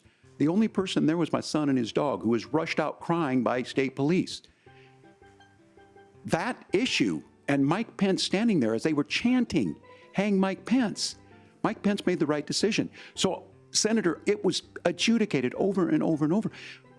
I worked with kids long enough to know, and I said as a football coach, sometimes you really want to win, but the democracy is bigger than winning an election. You shake hands, and then you try and do everything you can to help the other side win. That's what was at stake here. Now, the thing I'm most concerned about is the idea that imprisoning your political opponents, already laying the groundwork for people not accepting this. And a president's words matter. A president's words matter. People hear that. So I think this issue of settling our differences at the ballot box, shaking hands when we lose, being honest about it, but to deny what happened on January 6th, the first time in American history that a president or anyone tried to overturn a fair election and the peaceful transfer of power. And here we are 4 years later in the same boat. I will tell you this, that when this is over, we need to shake hands this election, and the winner needs to be the winner. This has got to stop. It's tearing our country apart. Margaret? Senator Vance, did you want to respond to that? Yeah, well, look, Tim. Tim. It's really rich for Democratic leaders to say that Donald Trump is a unique threat to democracy when he peacefully gave over power on January the 20th, as we have done for 250 years in this country. We are going to shake hands after this debate and after this election. And of course, I hope that we win, and I think we're going to win. But if Tim Walz is the next vice president, he'll have my prayers, he'll have my best wishes, and he'll have my help whenever he wants it. But we have to remember that for years in this country, Democrats protested the results of elections. Hillary Clinton in 2016 said that Donald Trump had the election stolen by Vladimir Putin because the Russians bought like $500,000 worth of Facebook ads. This has been going on for a long time. And if that's we want a to different say that kind we of need to steal respect the election, I'm on board. Then the election was a rigged conversation. This is just a problem that Republicans have had. I don't buy that. Governor. January 6th was not Facebook ads. And I think of revisionist history on this. Look, I don't understand how we got to this point. But the issue was that happened. Umberto Eco Donald might Trump understand just a little bit. Said there's no place for this. It has massive repercussions. This idea that there's censorship to stop people from threatening to kill someone, threatening to do something, that's not censorship. Censorship is book banning. We've seen that. We've seen that brought up. I just think for everyone tonight, and I'm going to thank Senator Vance, I think this is the conversation they want to hear. And I think there's a lot of agreement, but this is one that we are miles apart on.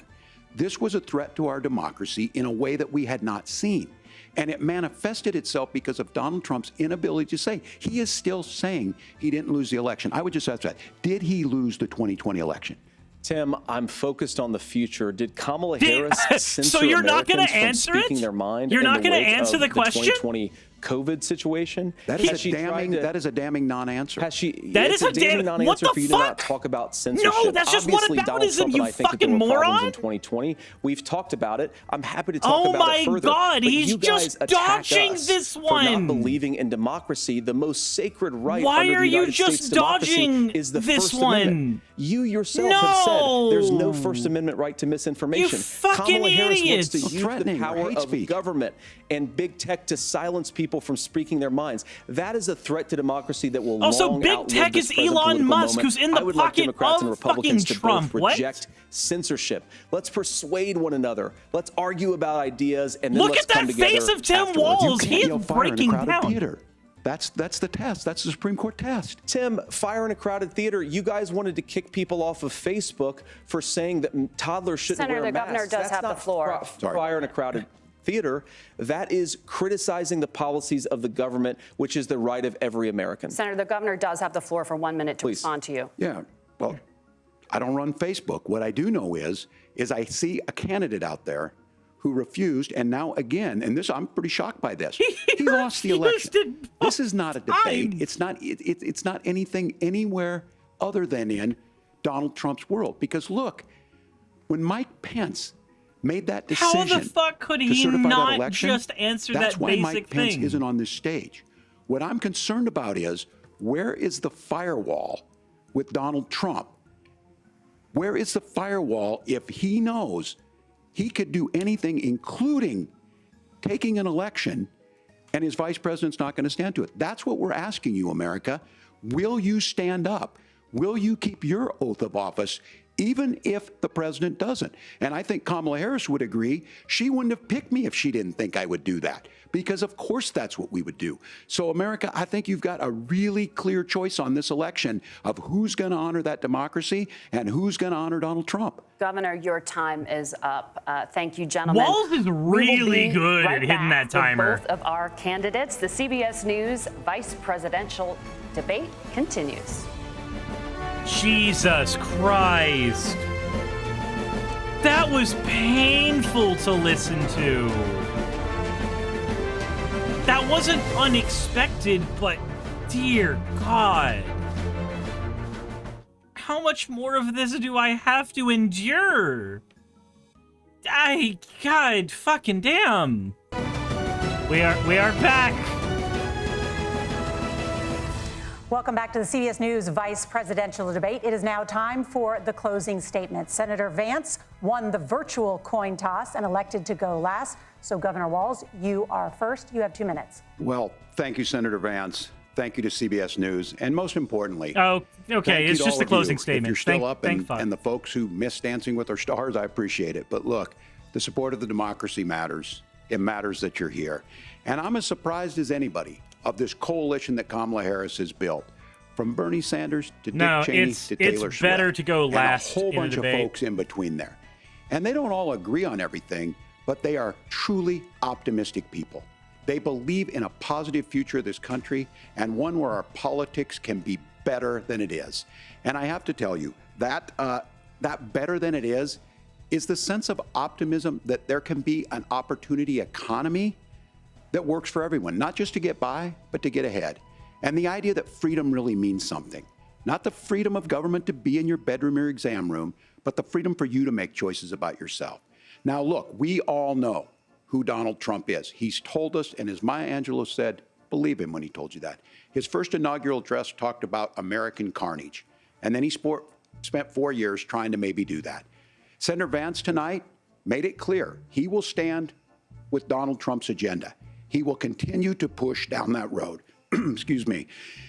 Kamala Harris gives us a different option. Now, I'll have to tell you, I'm going to be careful about the quotes, but there's one that Senator Vance said that does resonate with me. He said, Donald Trump makes the people I care about afraid. A lot of America feels that way. We don't need to be afraid. Franklin Roosevelt was right. All we have to fear is fear itself. Kamala Harris is bringing us a new way forward.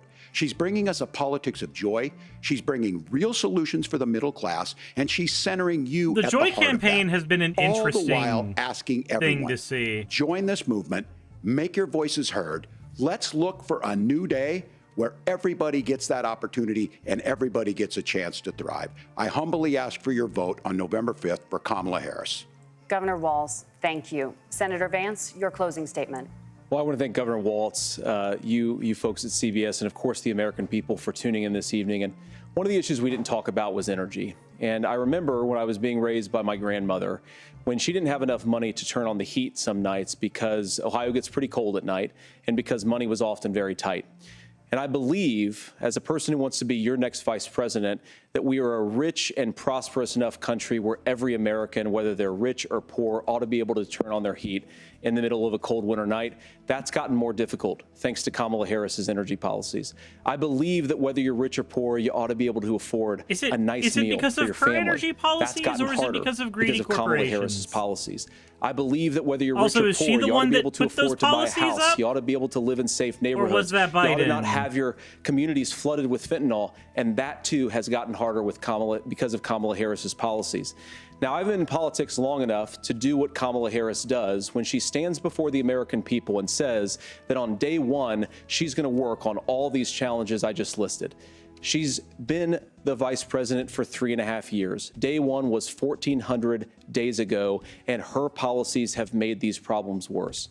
Now, I believe that we have the most beautiful country in the world. I meet people on the campaign trail who can't afford food, but have the grace and generosity to ask me how I'm doing and to tell me they're praying for my family. Yeah, she's VP, not president. How the fuck? We have the greatest country, the most beautiful country, going to be able to achieve their full dreams with the broken leadership that we have in Washington. They're not going to be able to live their American dream if we do the same thing that we've been doing for the last 3.5 years.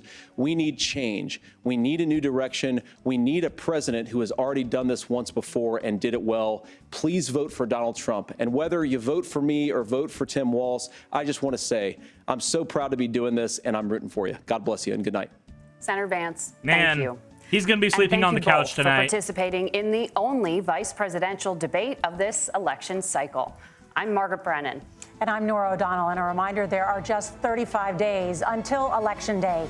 Please get out and vote. And for all of us here at CBS News, thank you and good night. Ay, ay, ay.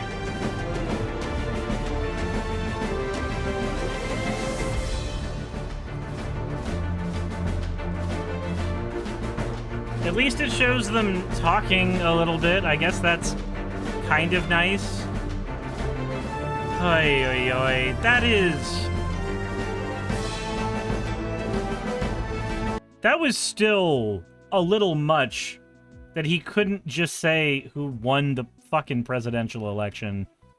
I'm sorry, but of all of the things that he should have been able to actually give a solid answer on, that's the one. That's the one that I would have liked a solid answer on. Just, hey, just let me know who was the one who fucked up. Who was the one that actually won that election? And he just can't answer that. I didn't like the non-answer from Walz in the beginning of the debate, where they talked about the crisis over in the Middle East, over in Gaza and Lebanon, Iran, Israel. I did not like the non-answer, but I also feel like there wasn't much he could give besides a non-answer. Like, it would be very hard to give anything other than a non-answer for that as a Democratic candidate without shooting yourself in the foot, which is agitating, to say the least. We shouldn't be in this particular situation. But it is very, very frustrating to me that that is what things began on. It feels like Walz pulled things together in the end. I was hoping there would be more what the fuck moments, like there was with the Trump debate. Vance is just boring by comparison. Absolutely terrifying to think that he might, you know, have the presidency, but definitely not as many weird-ass moments as what happens when Trump is on stage. The presidency has never been the most entertaining thing to deal with, but we're getting to the point with Trump where it is seen more as that, which is not good. Not good. I think it says something that the idea of streaming political content the way that we do nowadays really came into its own during the Trump presidency. I don't think that's actually a mistake. I think that's just a a full-on admission that the dude is a clown. Twinkle says, Tetris, yeah, politics, ideally, politics should be boring to most and ignorable by many. But it's not. Instead, politics is the difference between whether or not you are allowed to have healthcare. Politics is the difference between whether or not you are allowed to go to school without worrying about getting shot. Politics is the difference between whether you can afford to keep the lights on. In an ideal world, politics is the thing the aristocrats deal with while you worry with other shit. We don't live in that world. We live in the world instead where it's a matter of life and death for practically everybody. And that is a terrifying state of affairs. And I am not happy that we are in that state right now. But you know, what are you going to do besides try to make the world a better place? Speaking of that, starting tomorrow, I will not be having my normal, like, pre-stream before the Rhino content, because tomorrow I'm going to be spending my entire day over with the Victory Campaign and Douglasville Dems, trying to shoot footage that will hopefully help their campaign a little bit over there. And all of it's going to end up on my channel as well once everything's done. But I am... like, literally, despite everything else going on and going wrong, I actually am trying to put my money where my mouth is and go and do what I can to get politically involved, to try to help do something while everything is going fucking topsy-turvy. I would recommend each and every one of you who is debating whether or not you should go out and help canvass, go out and help phone bank, go out and do something. If you're debating on whether or not you should, the answer is yes. The answer is you should. And some of the content that I shoot over there is going to be about how to get directly involved in helping out there. Also, some of you who are looking for work, who are looking for jobs, who don't have enough money. Did you know that there are canvassing organizations, like, say, the Outreach organization, that are actually hiring right now and paying a pretty penny so that you can go out and help with progressive causes? I am not paid to say this. I actually had a job interview with them this morning and turned them down just because it doesn't work out with my schedule and what I'm trying to do.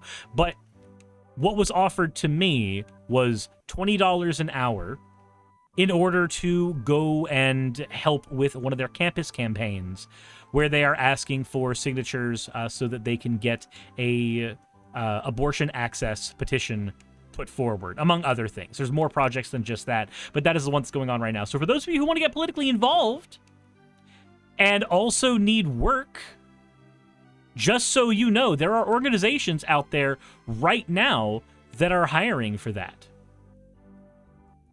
And those are things that you can do literally today.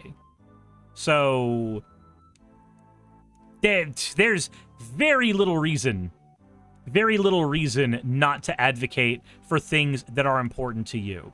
And in the middle of my interview, that was one of the things that was asked before anything was put forward. It was asked, hey, what issues are important to you? What issues do you want to fight for? As people were asked their names, that was the first thing that was asked after your first and last name.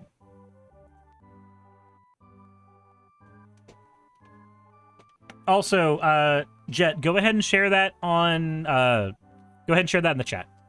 That said, that was the vice presidential debate. This has been a long-ass video. I am playing Tetris. I'm going to hop off and go work on Magic the Gathering content. Thank you for watching, and insert end of video tagline here. Hey, just wanted to give a quick thank you to all of my wonderful patrons who help keep me afloat and help keep this channel going.